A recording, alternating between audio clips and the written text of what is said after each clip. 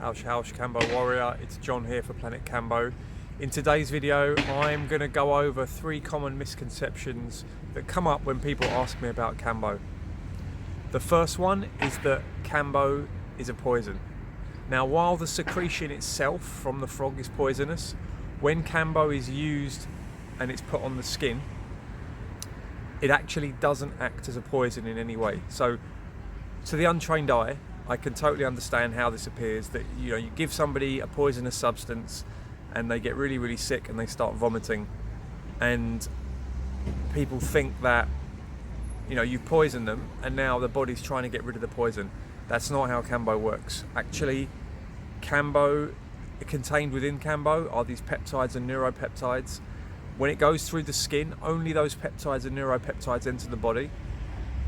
In the brain, you have these receptors that are like locks. The peptides are like keys. The keys fit the locks. And then what Kambo does is it tells the brain to send the body into this healing process. So Kambo is essentially a messenger. It's not Kambo that's actually doing the work, it's the brain itself. So the brain is totally capable of doing all of the processes that happen when you take Kambo by itself, but usually they don't happen all at the same time. So for example, when you get food poisoning, you get very, very sick and you might vomit and you might bring up bile. When you get flu, you get a fever, the body heats up to kill the virus. All of these things happen during a Kambo process. So essentially the Kambo peptides tell the brain to send the body into a deep healing process where all of these healing processes happen at the same time. So Kambo is not a poison. Even though the secretion itself is poisonous, when it goes through the skin and it enters the body through the lymphatic system, you're not being poisoned. That's number 1. Number 2 is that the frogs are harmed during the extraction process. So this is another one that comes up a lot, especially from vegans. You have to understand that the indigenous tribesmen who extract the Kambo have been working with the frogs and with the forest, the rainforest, for centuries. They have a symbiotic relationship with it. They are the guardians of the forest, and the forest gives back through medicine and through food.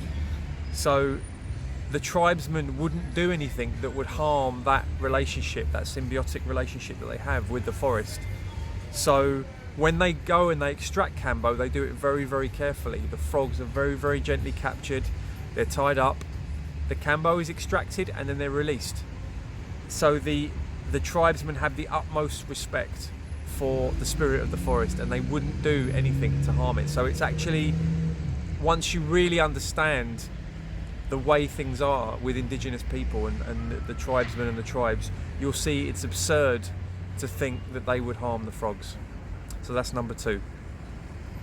Number 3 is that when you take Kambo and sometimes your face swells up, that's anaphylactic shock. It's not anaphylactic shock.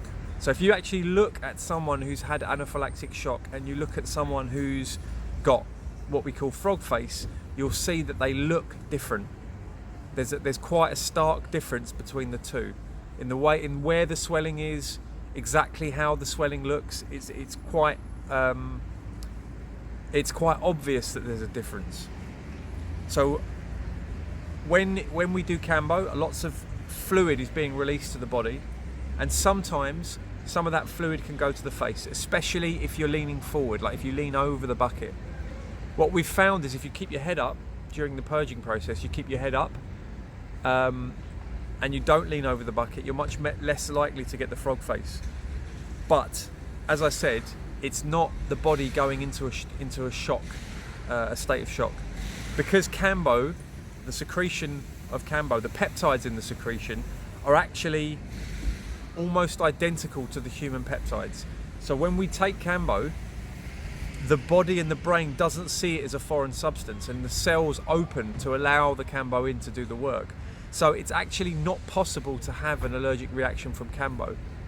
Now, I've spoken to a lot of practitioners about this.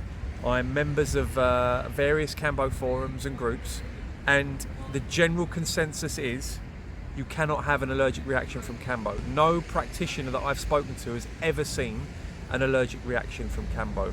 So that's number 3. Anaphylactic shock from Kambo, not possible. So anyway, I'll leave it there. There's your 3 top misconceptions about Kambo. and I will see you in the next video.